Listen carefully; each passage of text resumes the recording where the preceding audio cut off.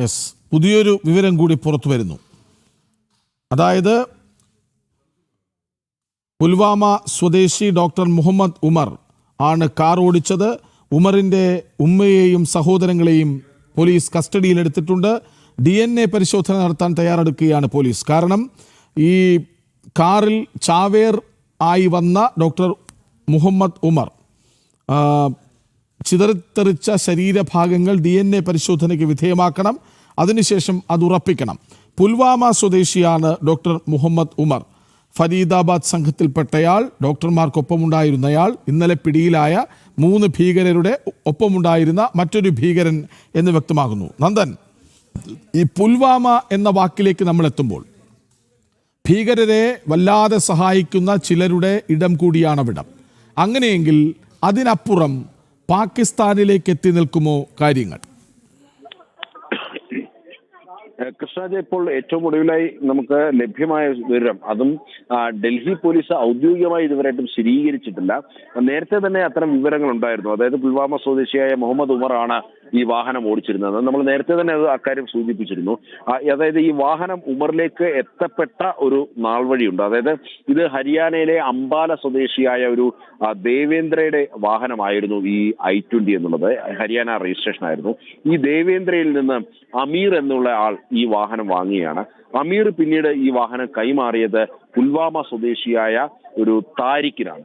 ഈ താരിഖാണ് ഈ പുൽവാമ സ്വദേശിയായ ഉമർ മുഹമ്മദിന് ഈ വാഹനം കൈമാറുന്നത്. അത് വാഹന വിൽപ്പനയായിരുന്നില്ല എന്നുള്ളതാണ് പോലീസ് കണ്ടെത്തിയിരിക്കുന്നത്. ആ വാഹനം കൈമാറുകയായിരുന്നു എന്നുള്ളതാണ്. അതായത് ഇത് സ്ഫോടനത്തിന് ഉപയോഗിക്കാൻ അല്ലെങ്കിൽ ഇത്തരം ഭീകരവാദ പ്രവർത്തനങ്ങൾക്കാണോ ഉപയോഗിക്കുക എന്ന് മനസ്സിലാക്കിക്കൊണ്ടാണ് ഈ വാഹനം കൈമാറിയത് എന്നുള്ളതാണ് മനസ്സിലാക്കേണ്ടിയിരിക്കുന്നത്. ഏതായാലും ഇപ്പോൾ ഈ താരിഖ് ഇപ്പോൾ പോലീസിന്റെ കസ്റ്റഡിയിലുണ്ട് എന്നുള്ളതാണ് മനസ്സിലാകുന്നത്. താരിഖിനെ വിശദമായി തന്നെ പോലീസ് ചോദ്യം ചെയ്തു വരുന്നു എന്നുള്ളതും ഇപ്പോൾ ലഭ്യമാകുന്നുണ്ട്. മാത്രമല്ല, ഈ സ്ഫോടനത്തിന് ശേഷം ഈ സമീപ പ്രദേശങ്ങളിലെ ഹോട്ടലുകളിൽ വ്യാപക പരിശോധന നടത്തിയിരുന്നു. അങ്ങനെ ചില സംശയങ്ങളുടെ അടിസ്ഥാനത്തിൽ 4 പേരെ അങ്ങനെ ചില ഹോട്ടലുകളിൽ നിന്നും മറ്റും അറസ്റ്റ് ചെയ്യുന്ന ഒരു സാഹചര്യം ഉണ്ടായിരുന്നു. ഇതിനു പുറമെ ഏതാണ്ട് 13 പേരെ കൂടാതെ കസ്റ്റഡിയിലെടുത്ത് പോലീസ് വിശദമായി ചോദ്യം ചെയ്തു വരികയാണ്. ഇന്നലെ തന്നെ ഈ വാഹനം കശ്മീരി ഗേറ്റ് അടക്കമുള്ള പ്രദേശങ്ങളിൽ കണ്ടിട്ടുണ്ട്.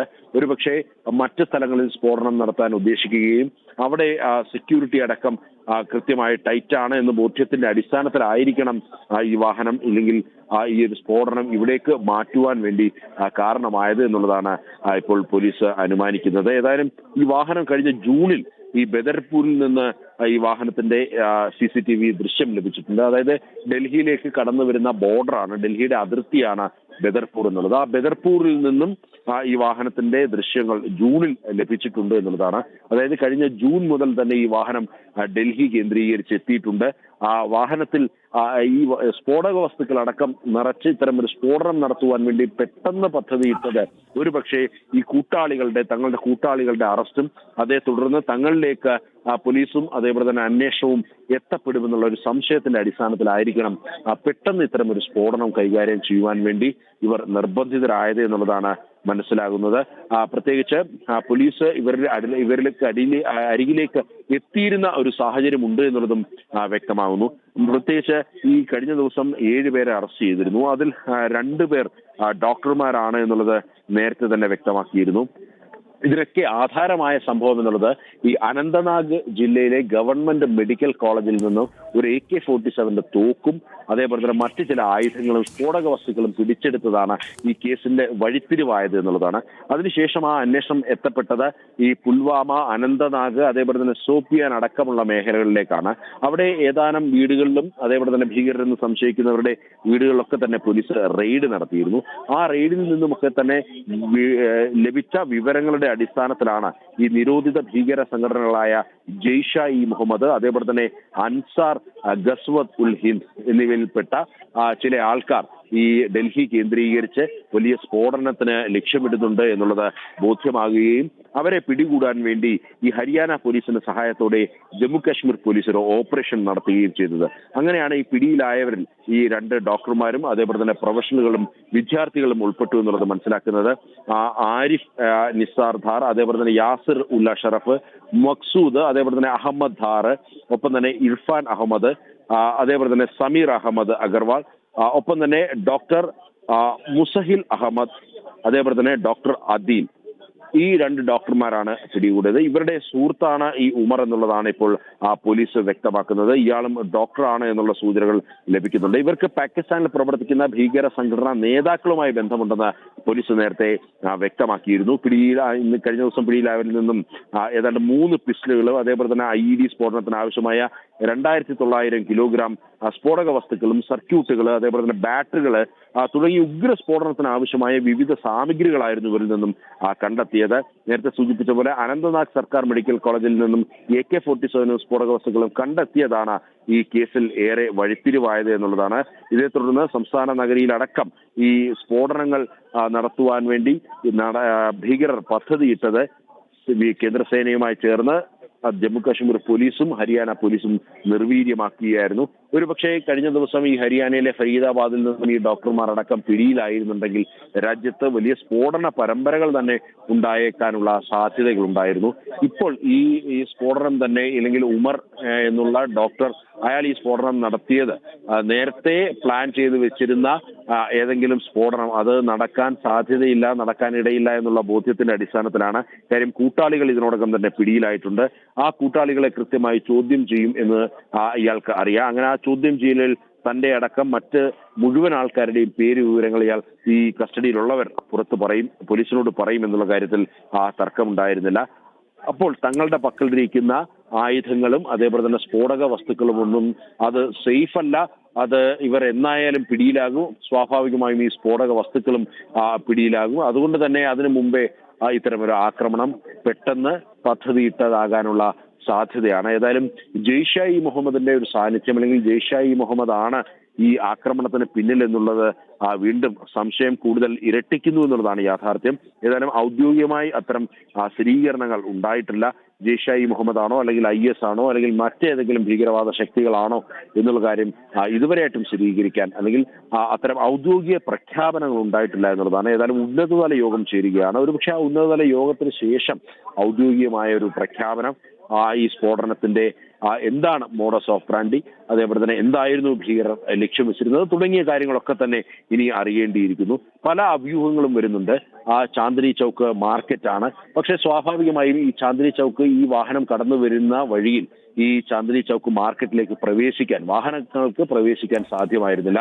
ഏതാനും വർഷങ്ങളായി ഒരു ഗേറ്റ്, ചാന്ദിനി ചൗക്കിലേക്കുള്ള പ്രധാന ഗേറ്റ് അടച്ചിട്ടിരിക്കുകയാണ്. അതുകൊണ്ട് തന്നെ വാഹനം ഉപയോഗിച്ച് ആ ഗേറ്റിന് ഉള്ളിലേക്ക് ഗേറ്റ് കടക്കാൻ സാധിക്കില്ല എന്നുള്ളത് ഉറപ്പായിട്ടും ഈ ഭീകരവാദിക്ക്, അല്ലെങ്കിൽ ഈ ഭീകര സംഘങ്ങൾക്ക് വ്യക്തമായിരിക്കാം. അതുകൊണ്ട് തന്നെ ചാന്ദിനി ചൗക്ക് ആണ് ഇവർ ലക്ഷ്യമിട്ടിരുന്നത്, അല്ലെങ്കിൽ ചാന്ദിനി ചൗക്ക് പോലുള്ള തിരക്കേറിയ മാർക്കറ്റാണ് ഇവർ ലക്ഷ്യം വെച്ചിരുന്നതെന്ന് ഉറപ്പിച്ച് സ്ഥിരീകരിക്കാറായിട്ടില്ല.